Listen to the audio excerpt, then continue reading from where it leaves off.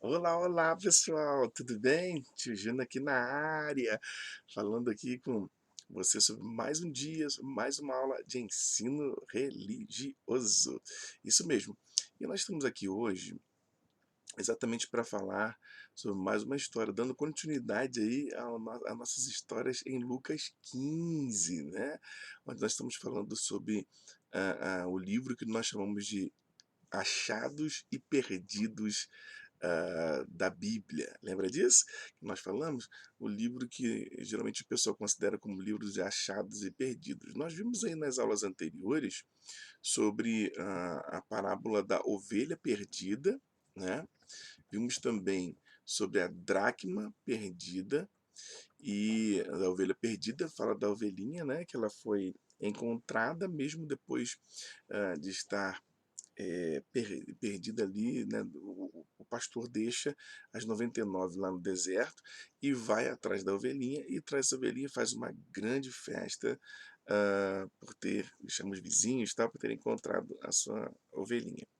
Depois nós vimos também sobre a dracma, né? A dracma. Inclusive deixei uma atividadezinha para fazer para vocês construírem a própria parábola de vocês, né? Na linguagem de vocês aí, bem legal. Depois a gente vai estar vendo isso, como é que ficou, tá? Então não esqueçam de fazer essa parábola para eu saber como é que vocês fizeram, né? E depois nós vamos estar vendo essa parábola aí na aula, tá bom? E hoje a gente vai falar especificamente sobre a parábola do filho pródigo, tá? Então imagine você uma situação assim, próxima como essa situação que aconteceu aqui. Vou fazer uma pergunta para você. Imagine se você, não sei se você entende, né?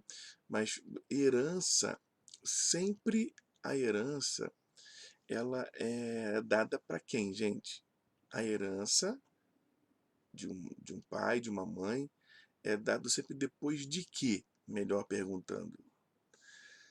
Se você parar para pensar um pouquinho, herança sempre é dada depois que uma pessoa morre. Então, por exemplo, se o pai ou a mãe morreu e ele deixou algum recurso financeiro guardado, é considerado como herança. Deixou uma casa, herança. Um deixou um carro, herança. Então deixou a conta bancária, herança. Então fica para a pessoa utilizar isso, chamar de herança, tá ok? Que ela recebe, herdado do pai ou da mãe que deixou para ele. Então, nesse contexto, o que a gente aprende? A gente aprende que quando uma pessoa morre, ela deixa os seus bens para de sua descendência. Pois é, isso é a forma natural da gente olhar para isso. Agora imagine uma coisa, preste atenção numa coisa. Quando essa história desenrola sobre o filho pródigo, acontece uma coisa muito interessante que é exatamente você para parar para analisar que ele pede a sua herança antes mesmo do pai morrer. É isso mesmo. Nós vamos ver algumas coisas aqui bem interessantes. Eu quero falar para você um pouco dessa história, a história do filho pródigo hoje. Quero que você esteja comigo. Mas antes da gente fazer isso, vou fazer uma oração, agradecendo a Deus por nós estarmos aqui, tá ok? Senhor, nós te agradecemos por esta manhã, muito obrigado por estarmos aqui juntos nesta aula. E eu quero que todos os ensinos desta aula sejam abençoadores para mim, para a vida dos nossos alunos e as suas famílias. Que o Senhor abençoe, livre de todo mal, repreenda tudo que não provém do Senhor e que a tua bênção se manifeste nas nossas vidas. Muito obrigado por essa oportunidade de estarmos aprendendo um pouco mais da tua palavra, em nome de Jesus. Amém. Muito bem. Então, dentro desse contexto que a gente está vendo aqui, eu com certeza quero que você compreenda que tem muitos aprendizados aqui nessa parábola, tá? E aí imagine, agora, quando começa a desenrolar essa história, Deus começa a dizer o seguinte: havia um certo homem que tinha dois filhos, o mais velho e o mais novo. Imagine isso. Então, esse pai, que tinha esses 2 filhos, pega e o filho, de repente, mais novo, chega para ele e fala assim: "Pai, preciso conversar com o senhor". Ele: "Sim, meu filho, o que você precisa?". "Pai, eu quero a parte que me cabe da minha herança". Uau! O que que esse cara tá falando? O que que esse cara tá fazendo? Ele tá colocando agora, falando para Deus, para o pai dele, falou assim: "Pai, eu quero minha herança, eu quero ir embora de casa, eu quero ir para um outro lugar aí, eu quero curtir minha vida, fazer o que eu tenho que fazer, entendeu? Só que eu quero minha parte que cabe da herança". Você acredita que ele, naquele momento, ele estava falando para o pai o seguinte: "Olha, eu quero a minha herança", e como nós já vimos, herança sempre é dada para quem morre. Você acredita que ele estava trazendo uma dor tão grande no coração do pai dele, quando ele estava saindo de casa e pedindo sua herança? Ele estava dizendo para o pai que ele estava morrendo para ele naquele momento.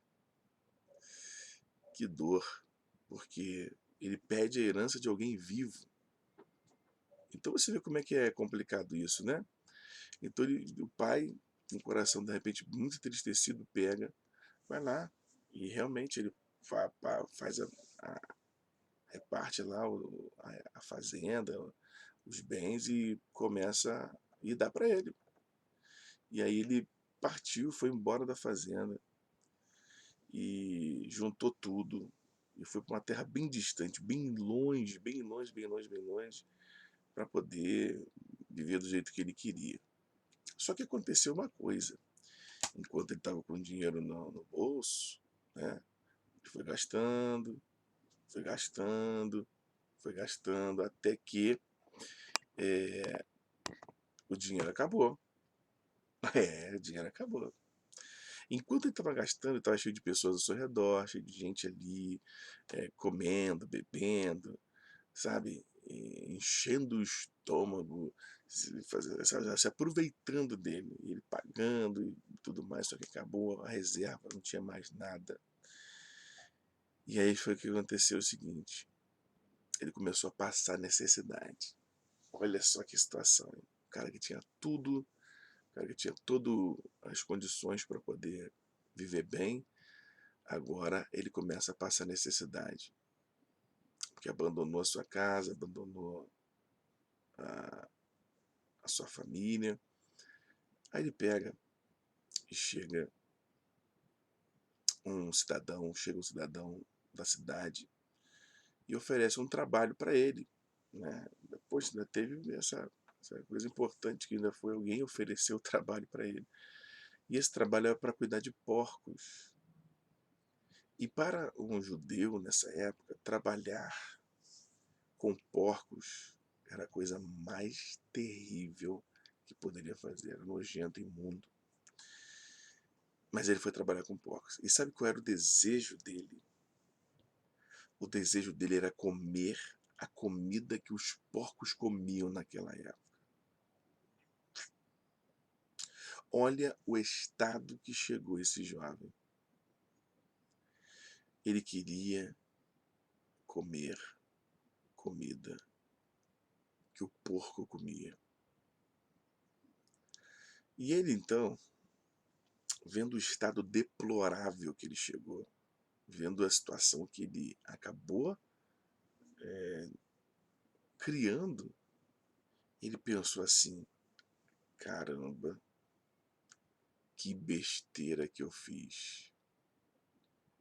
Até os trabalhadores, o menor trabalhador na casa do meu pai, vive melhor do que eu estou vivendo.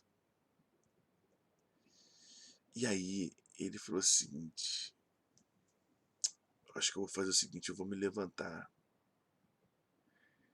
e vou falar com meu pai, sabe? Ele começou a cair em si, sabe? Ele começou a perceber que ele tinha feito uma burrada gigantesca, que o pai estava de braços abertos para recebê-lo, que o pai, na verdade, tinha condições de dar, até como se fosse um empregado, né?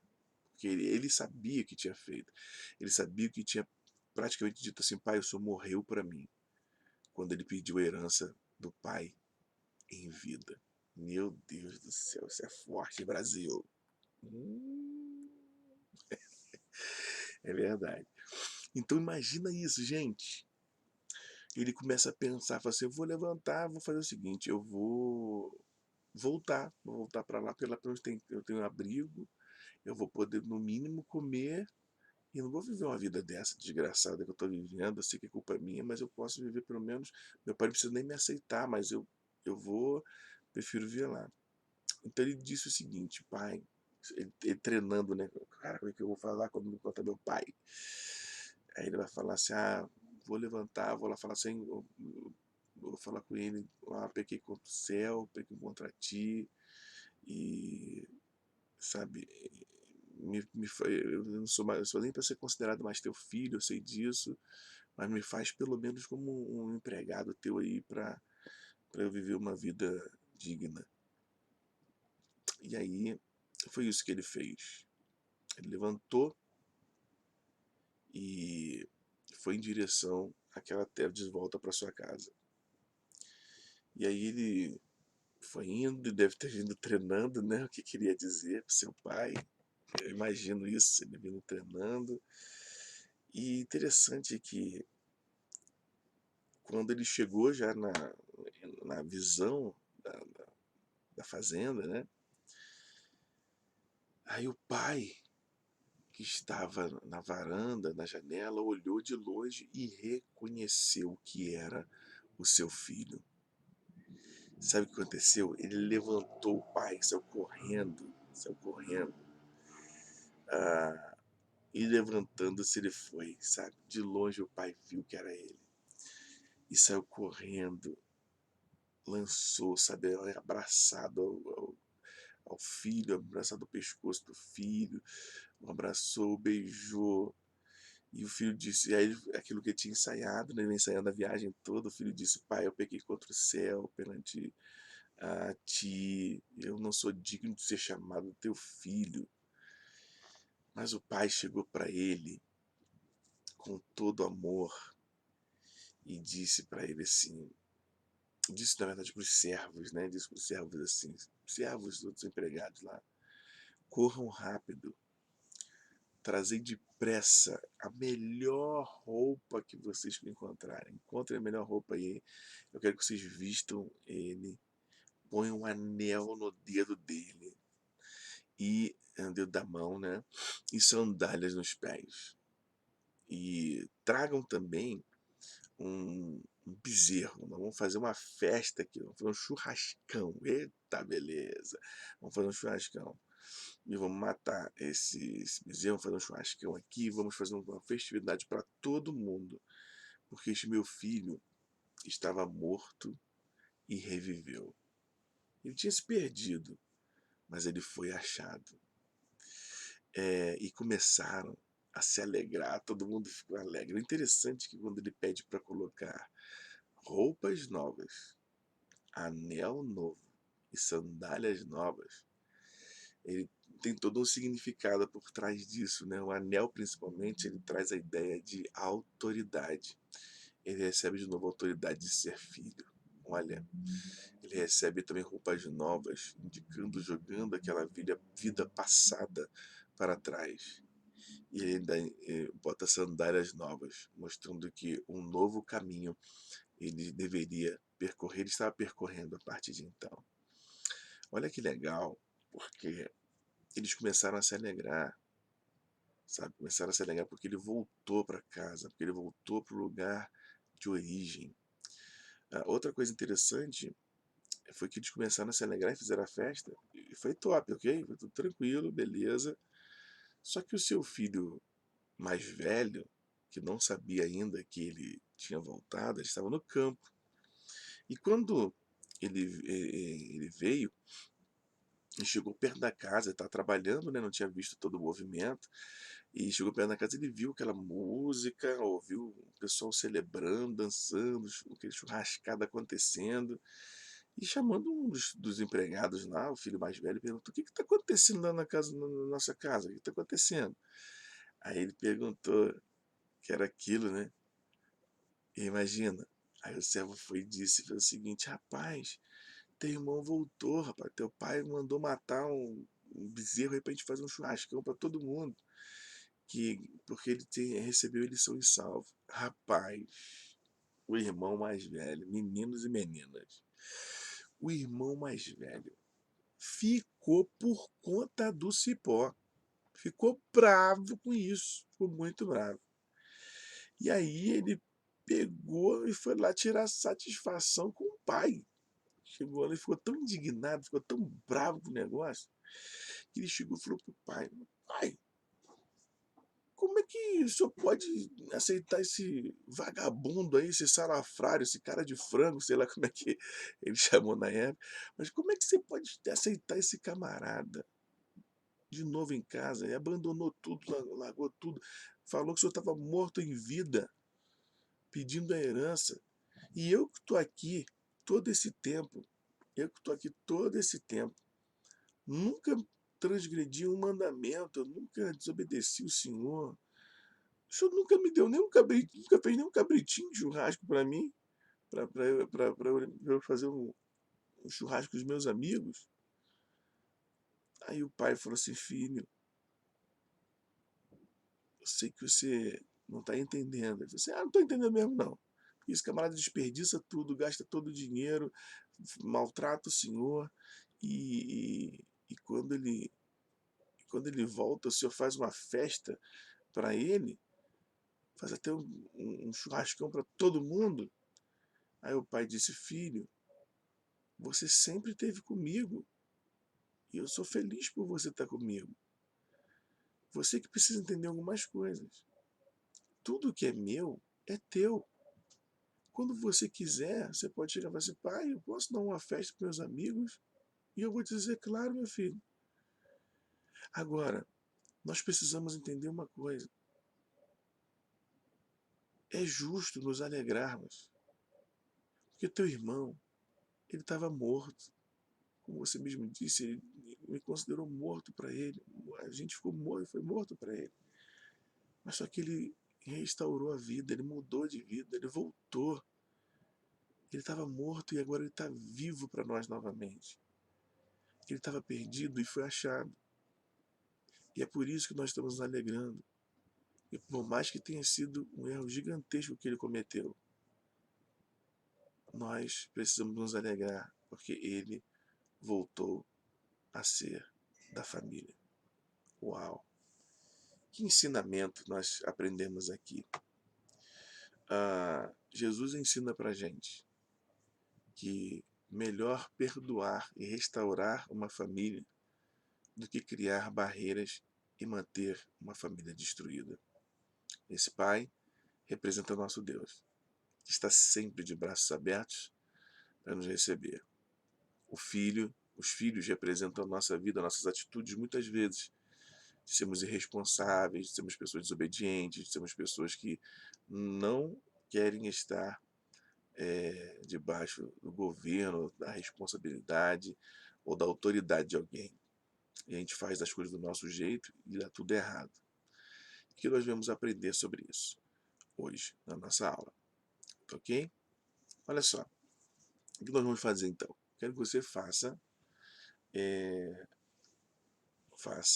aí eu gosto quando vocês fazem essa situação, quero que vocês façam partes dessa história, pelo menos umas 6 partes desenhadas e com legenda em cima dizendo o que aconteceu, como se fosse uma história em quadrinho, ok? Vocês vão fazer do jeito de vocês, mas baseados nessa história do filho pródigo.